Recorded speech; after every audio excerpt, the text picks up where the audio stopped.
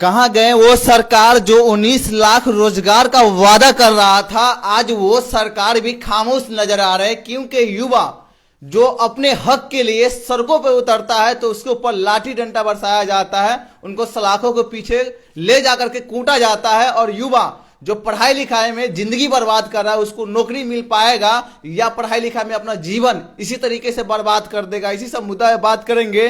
हमारे साथ युवा नेता डॉक्टर सौरभ कुमार जी हैं, जो युवा नेता भी है और छात्र भी है। इनसे बातचीत करते हैं। सर, ये बताइए कि युवा सड़क पर आखिर क्यों उतरे? युवा, आपको बता दें कि युवा को परेशानी इसलिए है क्योंकि युवा बड़े ही परिश्रम के साथ अपनी तैयारी करती है, अपनी पढ़ाई पूरी करती हैं। और एक जो किसान वर्ग के लोग हैं वह बड़ी ही मुशक्कत के साथ पैसा जुटा करके तब बड़े बड़े कॉलेज में शिक्षा हासिल करते हैं। शिक्षा हासिल कर इस आस में शिक्षा हासिल करते हैं कि मुझे कहीं सरकारी जॉब हो जाए। न मैं मानता हूँ सरकारी जॉब न हुआ तो यहाँ इंडस्ट्री लगा होता, और यहाँ में बिहार में अगर किसी प्रकार का कोई अगर ऐसा सरकार के पास ऐसा स्कीम होता है जिस स्कीम से लोग 2 रुपये का उपार्जन कर सके, उस उपार्जन में लोग लगे रहते हैं। इसलिए सरकार से मांग कर रही है और सरकार इसके बदले में इस कड़ाके की ठंड में 28 तारीख को 28 जनवरी को 2022 को जो लोग प्रोटेस्ट किया है, सरकार से अपनी मांग उसके सामने रखा गया है कि हाँ सर, मेरी यह मांग है, इस मांग के मुताबिक आप मुझे मेरी यह क्वालिफिकेशन, इस क्वालिफिकेशन के हिसाब से आप मुझे यह जॉब दीजिए, या मेरी मैं जो एग्जाम देता हूँ वो एग्जाम समय से लीजिए और समय से उसका रिजल्ट दीजिए। ना आप रिजल्ट देते हैं ना एग्जाम लेते हैं।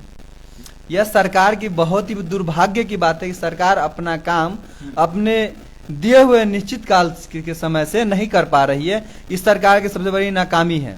सर, ये बात बताइए कि 19 लाख नौकरी का वादा किया था बिहार विधानसभा चुनाव में, क्या वो वादा जमीनी हकीकत पर दिखाई देता है या फिर वो जुमला में ही रह गया? देखिए रिपोर्टर महोदय, यह तो सरकार जुमलेबाज की सरकार है और आप भी इस चीज को जान रहे हैं। और हम लोग 2014 से ही सभी भारतवर्ष के व्यक्ति जान रहे हैं कि यह सरकार जुमलेबाज सरकार है। और इलेक्शन के समय में लोग एक से एक जुमला वादा पूरा करने लगते हैं कि हम यह कर देंगे, वह कर देंगे, यह नौकरियां दे देंगे, लेकिन नौकरियां दे नहीं पाती है। यह सिर्फ लोगों को वोट लेने के लिए उसका शोषण करते हैं।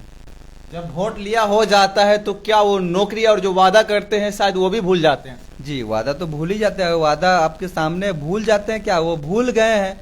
अगर उनको याद रहता कि हम यह वादा किए हैं कि 19 लाख लोगों को नौकरियां देंगे, नौकरियां क्या देंगे? आप रोजगार तो दे दीजिए पहले मोदी जी। आप रोजगार दे देंगे तो आपसे लोग नौकरियां ना मांगने जाएंगे।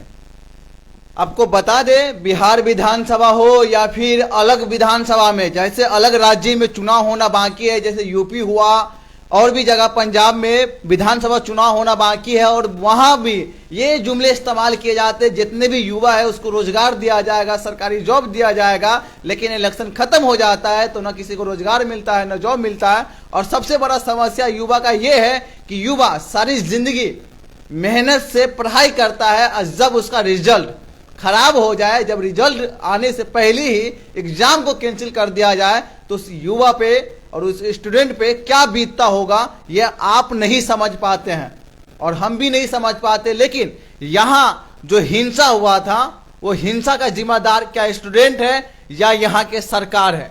देखिए, कड़ाके की ठंड में लोग अपना प्रोटेस्ट करने के लिए गए, कड़ाके की ठंड में लोग गया, और कड़ाके की ठंड में माननीय नीतीश कुमार जी आप किसी छात्र पे लाठी चार्ज करवाए हैं, और जो निर्दोष छात्र जो अपने हॉस्टल में रहा है उस हॉस्टल में से पकड़ के उसको जेल में भेजवाने का काम किए हैं और लाठी चार्ज करवाने का काम किए हैं। या आपके लिए समझ लीजिए, आप इसको लाठी चार्ज करवाए हैं, आपको जूता लगेगा। किसी निर्दोष छात्र को आप लाठी डंडा से मार खिलवाए हैं। क्या लगता है डॉक्टर सौरभ कुमार जी, ये जो छात्र का आंदोलन है, ये आंदोलन से सरकार पर कितना असर डालेगा? क्या सरकार इससे डर जाएंगे, पीछे वापस ले लेंगे जो भी मुद्दा है स्टूडेंट का, या सरकार इन मुद्दों को भुला देंगे? देखिए, यहाँ स्टूडेंट मजबूर है। स्टूडेंट को अब फिर से नया आश्वासन दिया गया है कि आपका वैकेंसी जो है उसको मंजूर कर दिया गया है। अब सरकार देखिए, सरकार में है अब वो नीतीश कुमार जी का कहना है कि मान लीजिए, या माननीय नरेंद्र मोदी जी का कहना है कि आप सभी अब युवाओं को रोजगार दिया जाएगा। रोजगार किस माध्यम से दिया जाएगा? क्योंकि यूपी में अभी चुनाव है। अब वो अपना बात रखने के लिए लोगों को कह दिया गया है कि आपको जॉब मिलेगा, नौकरी मिलेगा, लेकिन नौकरी मिलने वाले है नहीं। समय से एग्जाम ले, देखिए एग्जाम लेगा, अब इलेक्शन होने वाला है, एग्जाम ले लेगा, लेकिन अब रिजल्ट कब देगा? मार्च में नहीं। आप जान लीजिए इस बात को, रिजल्ट तब मिलेगा जब सरकार आपकी यहाँ के युवाओं को मजबूरी बन जाएगी, जो छात्र है उसको मजबूरी बन जाएगा कि उसी सरकार को चुनना, नहीं तो उसके सरकार को नहीं चुनेगा तो आने वाला समय में वह सरकार की सत्ता नहीं रहेगी और दूसरा सरकार में फिर से नया संविधान गठन होगा। आपको बता दे, लगातार युवा यानी बिहार में ही नहीं, बिहार के अलावा अलग जगह पर भी युवा धरना पर बैठे हुए हैं, अपनी बातों को सरकार तक पहुंचाना चाहते हैं, लेकिन कुछ मीडिया कर्मी के लोग भी युवा को बदनाम करने का कोई भी कसर नहीं छोड़ते। लेकिन अभी जो हाल ही के दिनों में एक वीडियो वायरल हुआ था, जो एक युवा स्टूडेंट थे जो धरना प्रदर्शन पे गए भी नहीं थे, आंदोलन में गए भी नहीं थे, उनको पकड़ के प्रशासन इस तरीके से पीट रहा है जैसे वो मुजरिम हो।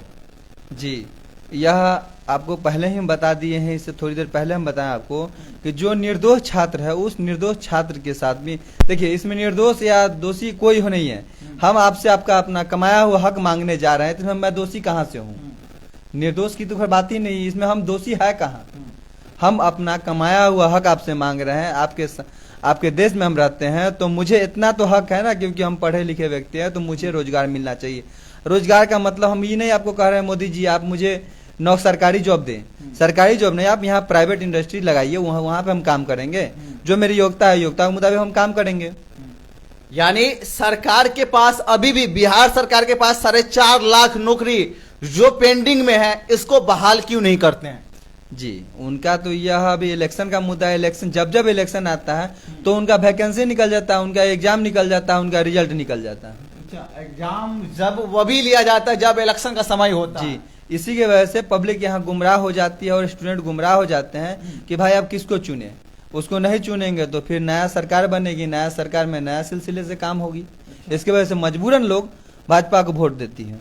आपको बता दे, बहुत सारे ऐसे युवक का वीडियो वायरल हुआ था जिसको प्रशासन गंदी गंदी गाली दे रहे हैं और लाठी डंडा बरसा रहे। इतना ही नहीं, हॉस्टल में घुस करके इस तरीके से उनको पकड़ कर नीचे ला रहे हैं और कुटाई कर रहे हैं जैसे वो बड़ा मुजरिम है। और वही लोग धरना प्रदर्शन पे आंदोलन किए थे, वही लोग क्या रेल में जो आग लगाया था, क्या स्टूडेंट थे या स्टूडेंट के अलावा बैलिया यानी बाहर के कोई व्यक्ति थे?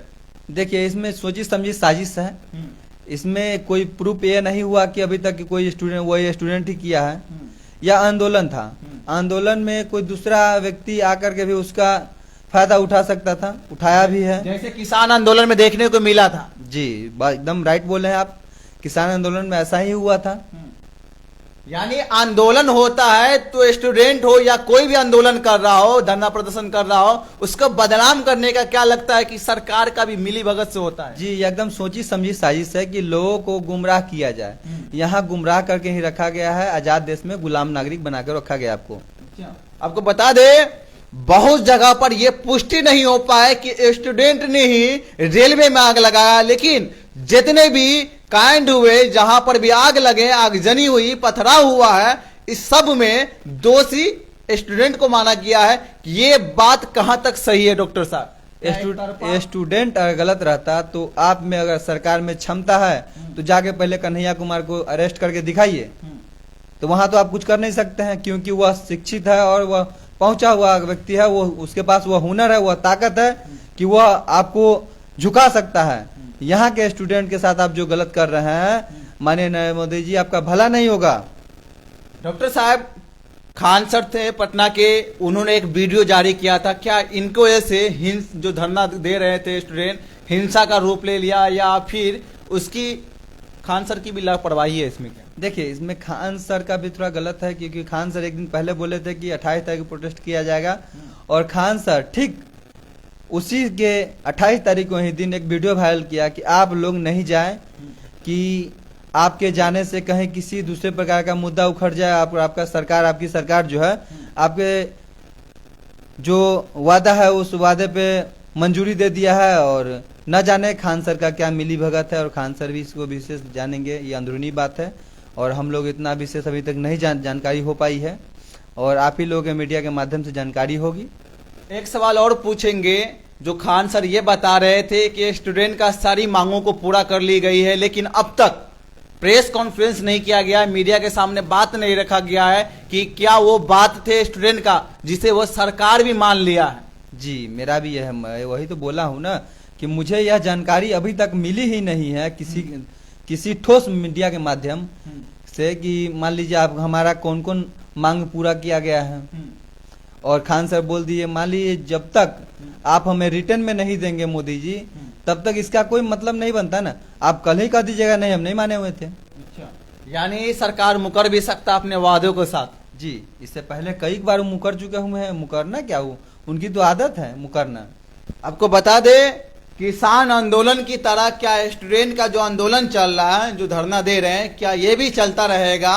क्या ये जो आंदोलन चल रहा है इस पर, इससे सरकार को कितना घाटा होगा और सरकार पर कितना असर डालेगा, ये तो आने वाला वक्त ही बताएगा। लेकिन मैं तमाम वो स्टूडेंट से एक बात कहना चाहता हूं अपने चैनल के माध्यम से कि आप लोग जिस तरीके से धरना प्रदर्शन कर रहे हैं, लेकिन किसी तरह कोई हिंसा नहीं होनी चाहिए। आप अपनी मांगों को शांति तरीके से रखें और अपने मांगों को सरकार तक शांति तरीके से पहुंचाने का काम करें, नहीं तो आपको बदनाम करने का हर वो कोशिश किया जाएगा जिससे आप बदनाम हो जाए और धरना प्रदर्शन को छोड़कर अपने घर में आकर वापस बैठ जाए। क्योंकि यही नीति रहा है, चाहे किसी भी आंदोलन को देख लीजिए, सीएए एनआरसी वाला हो या फिर किसान आंदोलन वाला हो या छात्रों का जो आंदोलन हुआ, इस आंदोलन में भी उसी तरीके से जो किसान आंदोलन को बदनाम करने का कोशिश किया गया था, उसी तरीके से छात्रों का जो आंदोलन था उनको भी बदनाम किया जा रहा है। तो आप लोग इस वीडियो को देख रहे हैं तो शेयर करें, और वीडियो पसंद आए तो लाइक कमेंट करना ना भूले, और हमारे चैनल में पहली बार आए तो फॉलो कर ले। और न्यूज पब्लिक बिहार को यूट्यूब पर सब्सक्राइब नहीं किए तो प्लीज यूट्यूब पर जाकर के न्यूज पब्लिक बिहार को सब्सक्राइब कर ले। मिलते हैं इसी तरीके की वीडियो।